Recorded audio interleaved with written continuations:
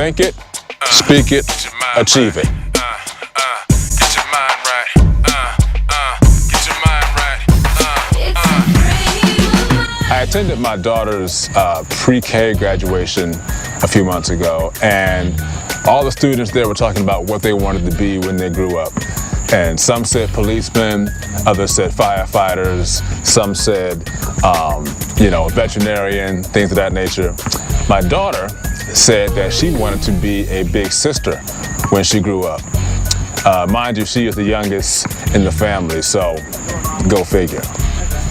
Point being made is that some point in our lives, even in our children's lives, they're going to be told that they can't do something or they can't be something. It's our thing here is that who said you can't, And what we're highlighting in this phrase is not the statement itself, but the phrase within the statement. You can. And so who says you can't be a policeman? Who says you can't be a firefighter or a veterinarian or a doctor or a lawyer, or for that matter, a big sister?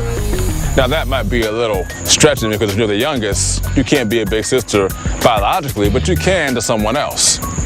And so a lot of these things come up in life, and we have to make sure that we're not letting others dictate what we become, how we become it, and the fact that we can actually do that. So let's be clear here. We're talking about positivity, not negativity. So who said you can't is not saying, oh, who said I can't go out and rob a bank?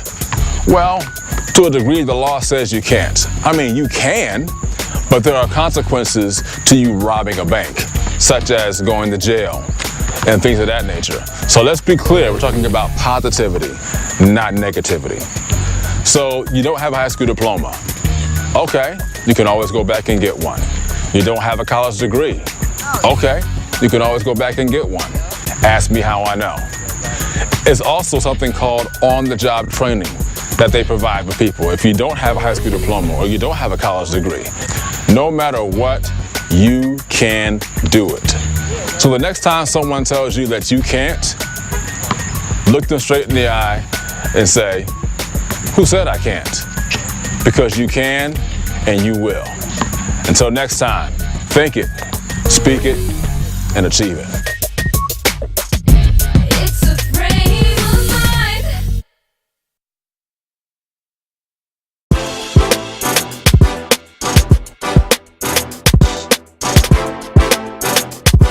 One thing you'll notice about all these videos is you'll hear some of the same things over and over again because they all correlate, meaning that they all work together to accomplish a common goal or a common theme.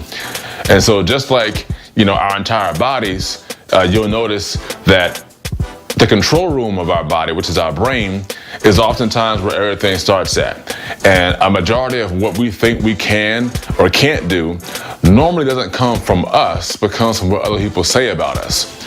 And so in our control room, we invite others in to work in our control rooms who really don't have our best interests at heart. And most of these people, they're there sabotaging our control room. Either they're jealous, or they're envious, or they're there for destruction or not for the purpose of building up. The thing is we don't understand that just as though we gave them the power to control our control room, we have the power to take it back. So here are a few things that we can do to maintain our minds so that we don't allow others to control what we think and what we say about ourselves. Number one, don't give other individuals or groups access to your control room. What does that mean? Here you can see I'm in the FofM studios where we do our music and some of our video production. And so take me for example. If I had listened to what others said about me and what they thought about me, I wouldn't be where I am today. And I'm still striving to get to even a better place than what I am now. And so if I had listened to what everyone said about me, and when people come into our studio that we work with, we do at times give them a sense of of control on our control boards and our control rooms, but we also don't let them just take control without us being there as well and overseeing some things. And when people come in, we like to bring people in who have our best interests at heart, meaning they're not there to just do their own thing, but to also, work with us to accomplish a common goal or achievement. Number 2, don't let other individuals or groups' negative thoughts or words about you determine who you are or what you become. Again, we said before that, the phrase "sticks and stones may break my bones, but words will never hurt me." Kick that phrase out the door. I mean, words are very powerful, and what people say about us and think about us can affect us in a negative way more than what people say about us positively. I mean, someone can say 100 positive things about you, and the one negative thing somebody says is a thing that deters your journey, and you're always constantly thinking about that one negative thought rather than that 100 positive thoughts or 100 positive things someone has said about you. So we have to transform our minds and taking back control of our control room and allowing the positive things to drive us and not the negative things.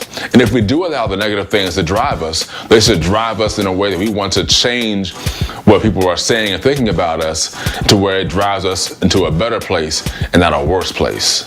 Number 3, surround yourself with positive individuals or groups. The people that you surround yourself with are going to be a picture of what you are likely going to become, your future, even your present.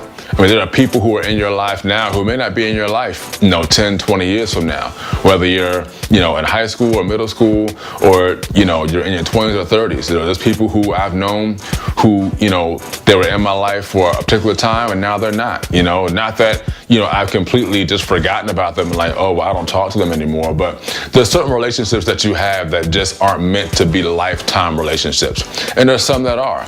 So you have to understand that as you move throughout your journey of life, there are going to be some people who in the next chapter are not going to be there, that you may either have to let go or they're going to walk out of your life into the next chapter because it's just not meant for them to go. So surround yourself with people who are going to have a positive impact on your life, not a negative impact, and allow them to rub off on you, and likewise you rubbing off on them.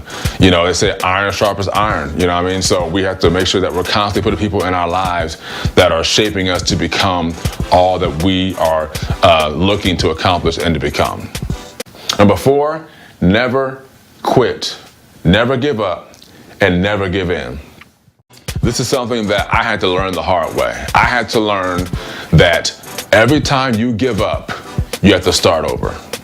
And there are a number of times in my life's journey that I quit, and I didn't realize until someone, had to sit me down and tell me that, every time you quit, you have to start over. You don't just quit and pick up from where you left off. It's kind of like when you quit, it's kind of like you've given in, you've left everything there and you've walked away. And when you come back, you have to rebuild that all over again and start from scratch. And so quitting is one thing that you should never, ever do. Please take it from me. I understand it. I've lived it. I've gone through it. And so I'm not understanding now that I'm not ever quitting or I'm not ever giving up. I may have to restructure and redo some things. I may have to tear something down and rebuild it, but the foundation will always remain there, and we're always going to constantly build on what we have and what we're doing. And the same goes for all of you out there. It's like never ever quit. Just keep on plowing, keep going through, and don't let what others are doing distract you from what it is that you're supposed to be doing.